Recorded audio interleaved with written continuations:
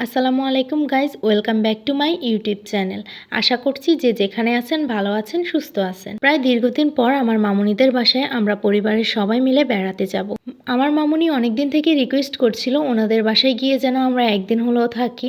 এখনও অবধি কিন্তু আমি জানি না আসলে আজকে মামুনির কথাটা রাখতে পারবো কিনা, সেখানে থাকতে পারবো কিনা। আমার মায়ের জন্য পারি না আর কি, মানে আমার মাকে কোনোভাবেই রাজি করাতে পারি না যে আমরা মামুনিদের বাসায় গিয়ে অন্তত 2টা দিন থাকি। আমার মা তো জীবনেও রাজি হবে না, কারণ আমার মা সংসার ছেড়ে কোথাও যেতে চায় না। যাই হোক, সব মায়েরাই সম্ভবত এমন, সংসারের উন্নতির লক্ষ্যে মায়েরা কোথাও যেতে চায় না, সবসময় বাড়িতেই থাকে। আমরা সিএনজি দিয়ে চলে এসেছি মামুনিদের বাসায়। এসে মামুনিদের ড্রয়িং রুমে বসেছিলাম। রান্নাঘরে গিয়ে দেখছি মামুনির রান্নাবান্না অলরেডি কমপ্লিট। রান্নার বাকি মাত্র 2টো আইটেম ছিল। আমরা যাওয়ার পর আমার সেজু আন্টিও ওনাদের বাসায় চলে এসেছিল। উনিও মামুনিকে টুকটাক কাজে হেল্প করছিল।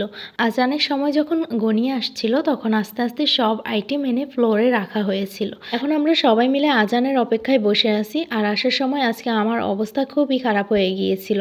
যেহেতু রোজা রেখেছিলাম, খালি পেট ছিল, তাই অনেক বেশি বমি বমি ভাব হচ্ছিল।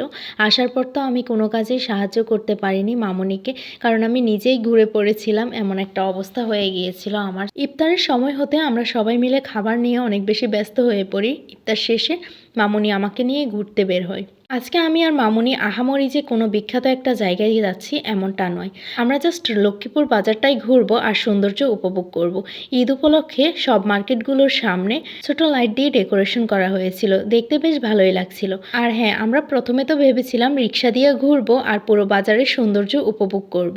পরে ভাবলাম যে রিক্সা দিয়ে তেমন একটা মজা হবে না, কারণ রিক্সাওয়ালা মামা তো আর আমাদের কথা মতো চলবে না, আস্তে আস্তেও নিয়ে যাবে না। যখন আমরা হেঁটে যাব তখন আমরা আমাদের মন মতো সব কিছু দেখতে পারবো। প্রথমে গিয়েছিলাম আমরা বাটা সোজে, সেখান থেকে আমার নানুর জন্য জুতা কিনি। এরপর আমরা মসজিদ মার্কেটের সামনে চলে আসি। এখানে লাইটিং দিয়ে ডেকোরেশন খুব ভালোই লাগছিল। মার্কেটের ভেতরে ঢুকে এই জামাগুলো দেখছিলাম। এই জামাগুলোর দাম ছিল সম্ভবত 3500 টাকা করে। এটা শুনে আমরা চলে আসি, মানে আমরা আমাদের মন মতো রেটও বলিনি, আমরা শুধু চলে এসেছিলাম, কারণ আমাদের কেনার কোনো ইচ্ছে ছিল না। কারণ মামুনিরও ঈদ শপিং শেষ, আমারও ঈদ শপিং শেষ, আর কার জন্যই বা আমরা কিনবো। যাই হোক, আমরা চলে আসি আংটির দোকানে। এখান থেকে আংটি দেখেছিলাম কিন্তু আমরা কিনিনি।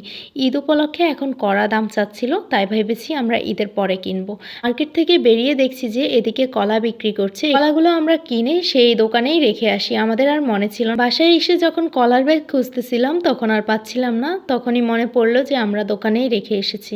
যাই হোক, আমি আর মামুনি মিলে চলে আসি একটা ফুচকা হাউসে। মামুনি আমাকে বলেছে এখানকার ফুচকা নাকি ওনার কাছে খুবই ভালো লাগে, তাই ভাবলাম যে ট্রাই করা যাক। প্রথমে আমরা 1 প্লেট ফুচকা অর্ডার দিই। ফুচকাটা খেতে এত বেশি ভালো ছিল, আমরা আরেক প্লেট ফুচকাও অর্ডার দিয়েছিলাম। এখানের এই মামাটা ফুচকাগুলো বানাচ্ছিল।